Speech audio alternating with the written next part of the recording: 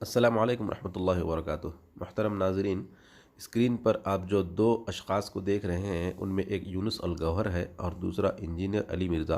Engineer Mirza بخاری شریف مسلم شریف کی آڑ میں حب علی کا پارٹ پڑھاتا ہے، اور اسی طرح یہ جو یونس الگوہر ہے یہ تصوف پیری مریدی کے لائن سے حب علی کی بات کرتا ہے۔ بات کسی بھی عنوان سے شروع ہو ختم ہوتی ہے ان کی حب علی پر اور حب اہل بیت پر، جبکہ ہم صحابہ کرام میں کوئی فرق نہیں کرتے۔ حضرت علی بھی ہمارے ہیں، حضرت معاویہ بھی ہمارے ہیں رضی اللہ عنہما، لیکن ہمارے کچھ بھولے بھالے مسلمان انہیں اسکالر اور بہت بڑا مذہبی پیشوا سمجھ کر ان کی باتوں میں آ جاتے ہیں۔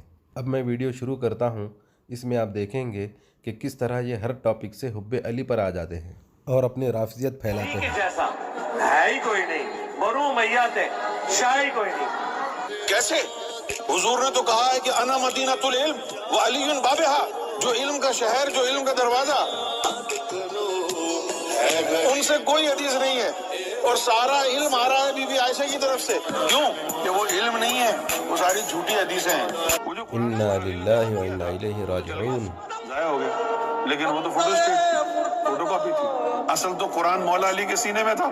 امام حنیفہ کہتے ہیں کہ اہل شام ہم سے صرف اس لیے بغض رکھتے ہیں کہ ہمارا یہ عقیدہ ہے کہ اگر ہم حضرت علی کے دور میں ہوتے تو حضرت علی کے ساتھ مل کے حضرت معاویہ سے دیکھیں حضرت معاویہ رضی اللہ عنہ کا نام لیتے وقت کتنی نفرت آئی اس کے چہرے پر۔ ہم منگولوں کی اولاد ہیں، ان کو پتہ نہیں ہے منگولاں دے ہاتھ لگے نے تو اڈے سارے بابے منگولاں نے وڈے ہوئے نے جتنے اولیاء اللہ نے۔ اس کا فیس ایکسپریشن دیکھیے، کتنی نفرت ہے اس کو حضرت معاویہ سے اور اولیاء اللہ سے۔ دیکھیے آ گیا منگول۔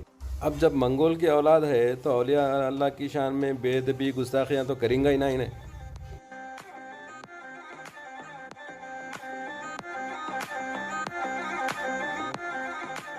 ہم منگولوں کی اولاد ہیں، ہم منگولوں کی اولاد ہیں تو پتہ نہیں ہے ہم منگولوں کی اولاد ہیں، ہم منگولوں کی اولاد ہیں، ہم منگولوں کی اولاد ہیں۔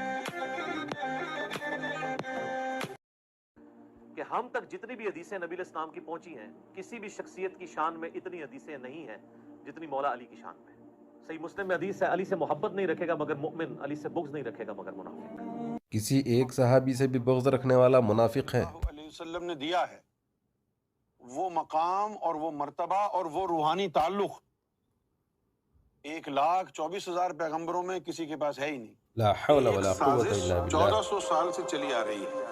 اہل بیت کے مقابلے میں ایک ایسا گروہ جو ہے مسلمانوں کے ذہن میں داخل کیا جائے کہ جس کی اہمیت سب سے افضل و اعلیٰ بتائی جائے تاکہ مولا علی اور آل رسول کی کاٹ ہو۔ یہ صحابہ کی رٹ لگا رکھی ہے ان مولویوں نے، 1400 سال سے یہ رٹ لگا رکھی ہے، جیسے کہ یہ جھوٹی حدیث ہے کہ میرے تمام صحابی ستاروں کی مانند ہیں، کسی ایک کو بھی پکڑ لو گے تو ہدایت پا جاؤ۔ یہ شخص یہاں پر جھوٹ سے کام لے رہا ہے۔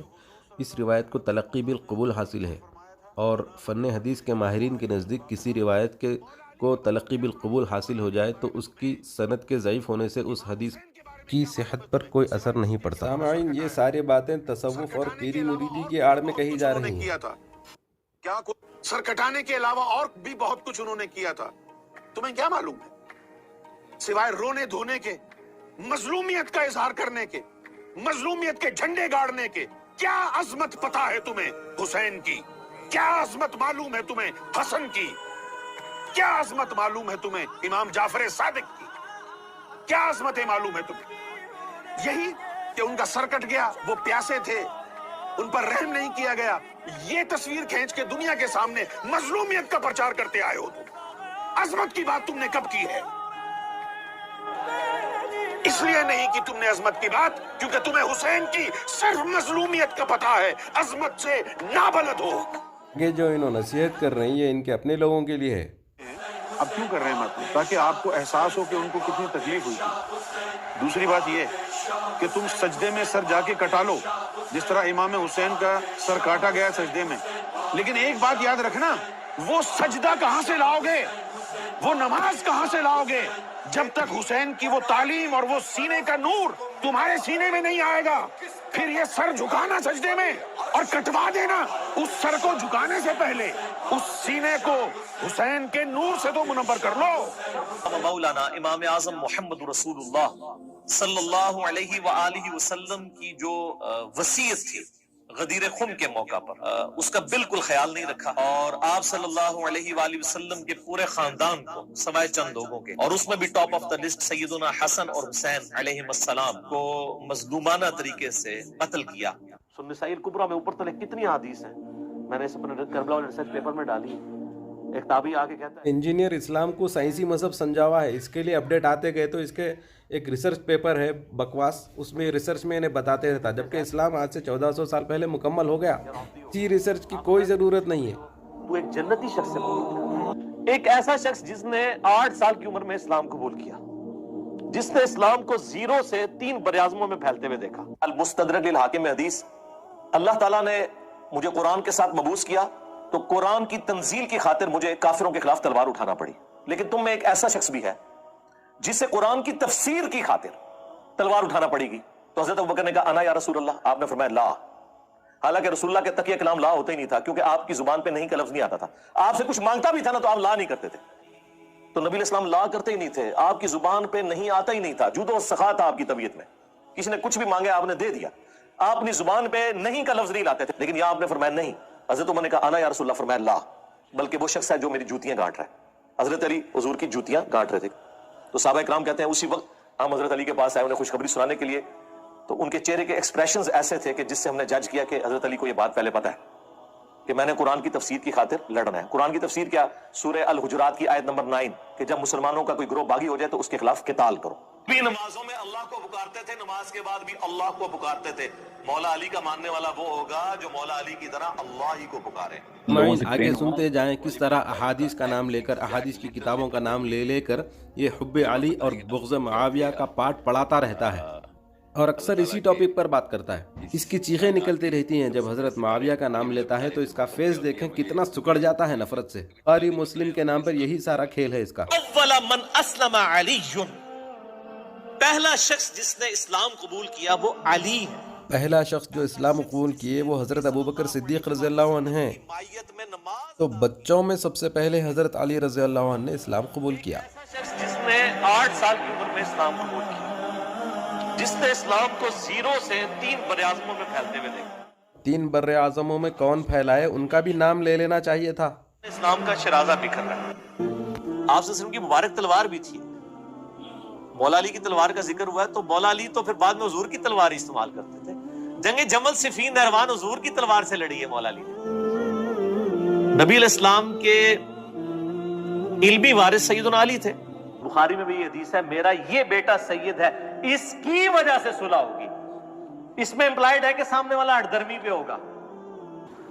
اور غزوہ بدر کا اگر ذکر ہو تو مولا علی کا ذکر نہ ہو تو زیادتی والی بات ہے۔ سیدنا علی کی اسلام کے لیے بہت کنٹریبیوشنز ہیں، گھنٹوں بولا جا سکتا ہے۔ ولایت جو ہے مولا علی کو دی ہی اس لیے گئی تھی کہ آگے بڑھے۔ آپ ذرا غور فرمائیں حدیث کے الفاظ کو، انا مدینۃ العلم وعلی بابہا، عربی بھی صحیح پڑھنے نہیں آ رہا اس کو، کہ میں علم کا شہر ہوں اور علی اس کا دروازہ ہے۔ تو دروازہ کیوں ہوتا ہے؟ تاکہ اس کے ذریعے لوگ شہر میں داخل ہوں۔ تو دروازہ کیوں ہوتا ہے؟ تاکہ اس کے ذریعے لوگ شہر میں داخل ہوں۔ اچھا، اب اگر مولا علی کی ذات تک ہی ولایت محدود رہ جاتی تو پھر مولا علی کے جانے کے بعد تو شہر کے دروازے پر قفل پڑ جاتا، ختم ہو گئی کہانی، امت کا کیا بنے گا؟ تو کاروبار نبوت کو سنبھالنے والا علی ہے۔ آپ یقین کرو کہ جو خاص الہام مولا علی پر آیا کرتا تھا نا، ایسا الہام تو موسیٰ پر نہیں آیا تھا۔ انا للہ و انا الیہ راجعون۔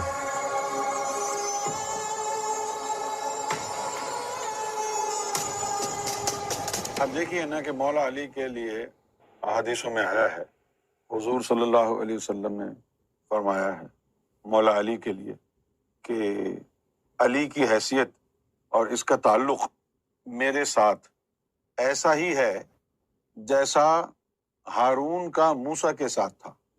अच्छा भाई, मूसा के साथ हारून का ताल्लुक क्या था, पहले वो समझना पड़ेगा आपको।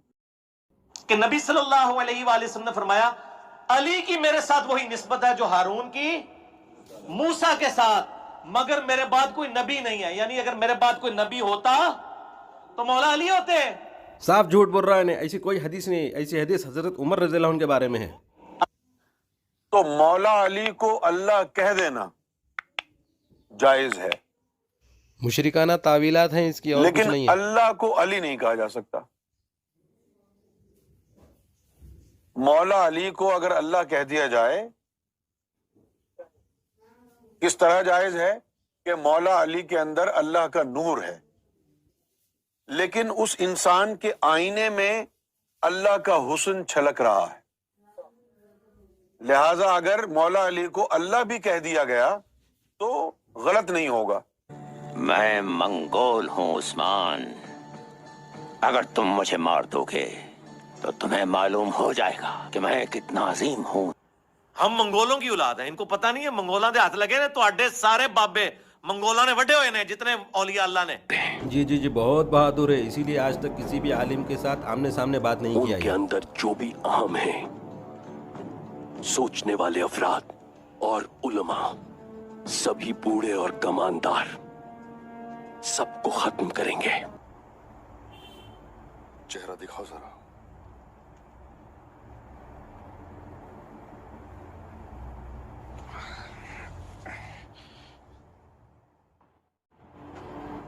कुरान का नाम लेकर धोखा दिया हमें।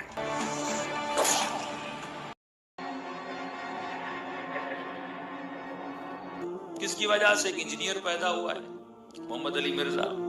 इसके खिलाफ आपके लिए भी मुफीद है, देखा करें, क्योंकि जब हम दिफा करेंगे वो और बात है, जब उनका बंदा उन्हीं की बातों के लिए बोलेगा, उन्हीं की किताबों से दलाइल देगा, और किसी ने आज तक इसका जवाब नहीं दिया। इंजीनियर मिर्जा आज तक अपने स्टूडियो से बाहर नहीं निकला तो उसको जवाब कहाँ से मिलेगा?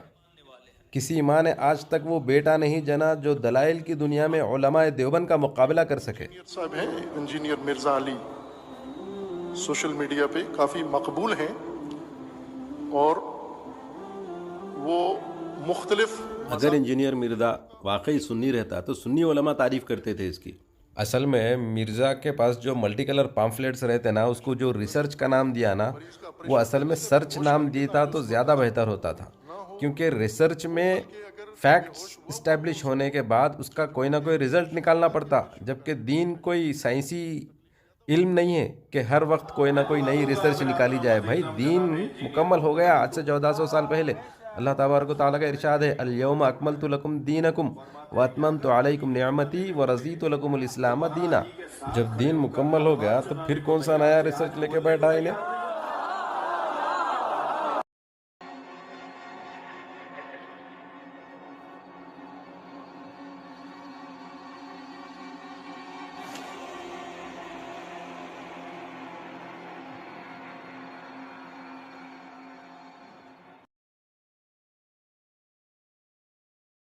तरम सामीन किराम, ज़ेर नज़र मज़मून डॉक्टर अल्लामा खालिद महमूद साहब रहमतुल्लाह अलैह का है। नामों से सहाबा का तहफ़्फ़ुज़ भी आपका ख़ास मौजू था। ज़ेर नज़र मज़मून में मुशाजरात सहाबा पर आपकी कीमती तहक़ीक़ात व इफ़ादात से हम इस्तिफ़ादा करेंगे। इस मौजू पर बहुत सी कीमती चीज़ें अल्लामा साहब की किताबों और तहरीरों में फैली हुई हैं, जिनको अगर एक जगह जमा कर दिया जाए तो एक मुस्तकिल किताब बन सकती है। मज़मून में आप पढ़ सकते हैं कि सहाबियत एक वहबी मर्तबा है, कसबी नहीं है। लिखते हैं कि यहाँ सबसे पहले उसूली तौर पर मकाम सहाबियत की हकीकत और नज़ाकत को समझना ज़रूरी है। अक्सर फितने और गलत फहमियाँ इसी हकीकत का पूरा इदराक ना होने की वजह से होती हैं। दावे पर कई दलीलें पेश की जा सकती हैं, मसलन सारी इंसानियत रज़ा इलाही की जुस्तजू में है और यही आम हिदायत भी है, लेकिन सहाबा की ऐसी मुक़द्दस जमात है कि इसकी रज़ा ख़ुद अल्लाह पाक चाहते हैं। जो सहाबा कराम की इत्तिबा करेगा उसके लिए भी अल्लाह ताला की रज़ा की खुशखबरी है। तबारक व तआला फरमाते हैं, अस्साबिक़ूनल अव्वलून मिनल मुहाजिरीन वल अंसारी वल्लज़ीना तबअूहुम बिइहसान रज़ियल्लाहु अन्हुम व रज़ू अन्हु। जो लोग दीन में सबसे पहले हिजरत करने वाले हुए और सबसे पहले मदद करने वाले हुए, और जो लोग नेकी के साथ उनकी पैरवी करने वाले हुए, यानी सहाबा कराम की पैरवी करने वाले हुए, अल्लाह इनसे राज़ी हुआ और वो अल्लाह से राज़ी हुए। मालूम हुआ कि तारीख़ इंसानी में एक ऐसा तबका भी गुजरा है जिसकी रज़ा ख़ुद अल्लाह तबारक व तआला चाहते हैं। مزید لکھتے ہیں کہ حضرت عبداللہ ابن مسعود رضی اللہ عنہ کی اس شہادت سے صاف پتہ چلتا ہے کہ صحابیت ایک عطائے خداوندی ہے اور صحابہ کے بارے میں کسی فتنے کا اندیشہ نہیں ہے۔ اس لیے خطیب بغدادی علیہ رحمہ اور بہت سے علماء سلف و خلف نے اس کی وضاحت کی ہے کرام کا عادل ہونا ایک ثابت شدہ اور معلوم حقیقت ہے۔ صحابہ کرام کے درجات میں فرق کے باوجود اتباع کے لیے ضروری نہیں کہ وہ سابقین اولین ہی میں سے ہوں۔ بہار نبوت کے جو پھول آخر میں کھلے ہیں وہ بھی اسی گلستان نبوت ہی کے ہیں۔ الغرض دوستو، ایسے لوگوں سے چوکنا رہیں، ہوشیار رہیں جو بخاری شریف مسلم شریف کا نام لے کر یا تصوف اور پیری مریدی کے لائن سے آپ کے عقائد کو بگاڑنے کی کوشش کرے۔ علماء کرام سے جڑے رہیں، کسی بھی مسئلے میں علماء کرام سے رہنمائی لیں، انشاءاللہ گمراہ نہیں ہوں گے۔